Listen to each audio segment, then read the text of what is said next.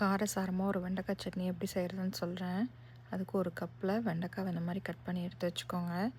ஒரு 15 பூண்டு, 15 பச்சை மிளகா, 2 டீஸ்பூன் அளவுக்கு சீரகம்,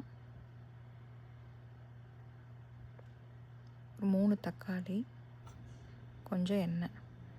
ஸோ ஒரு அகலமான பேனில் 2 டேபிள் ஸ்பூன் அளவுக்கு எண்ணெய் ஊற்றிக்கோங்க.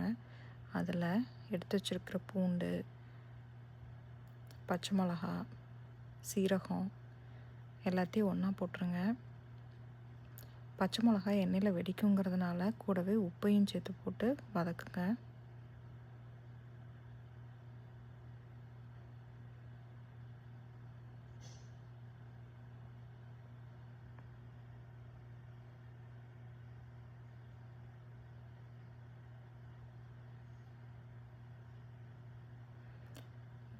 பச்சை மிளகா வதக்குனிங்கன்னா இந்த மாதிரி கலர் சேஞ்ச் ஆகும்.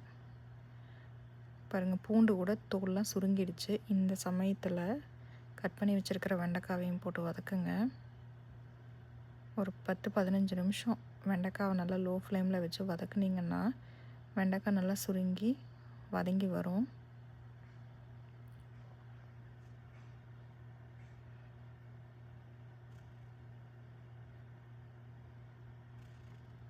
இந்த ரெசிபி எனக்கு என்னுடைய தெலுங்கு ஃப்ரெண்ட் லக்ஷ்மின்னு சொல்லிட்டு அவங்க தான் எனக்கு கற்றுக் கொடுத்தாங்க. நீங்கள் ட்ரை பண்ணி பாருங்கள். இப்போ பாருங்கள், வெண்டைக்காய் நல்லா வதங்கிடுச்சு. இதோட எடுத்து வச்சுருக்க தக்காளி பழத்தையும் போட்டுருங்க. இதுக்கு வேணுங்கிற உப்பு நம்ம முதல்லையே போட்டோம், அதனால் இப்போ சேர்க்க தேவையில்லை.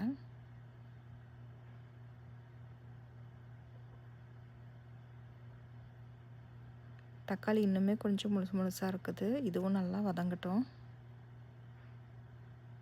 பார்த்தீங்களா, இப்போ தக்காளி எல்லாம் கரைஞ்சிருச்சு.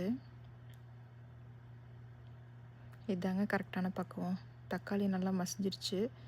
பச்சை மிளகா, காய் எல்லாம் வெந்துருச்சு. ஆற வச்சு அரைச்சிருங்க. அவ்வளோதான். இது சூடான சாதத்தில் நெய் போட்டு சாப்பிட்டிங்கன்னா சூப்பராக இருக்கும். செஞ்சு பாருங்கள்.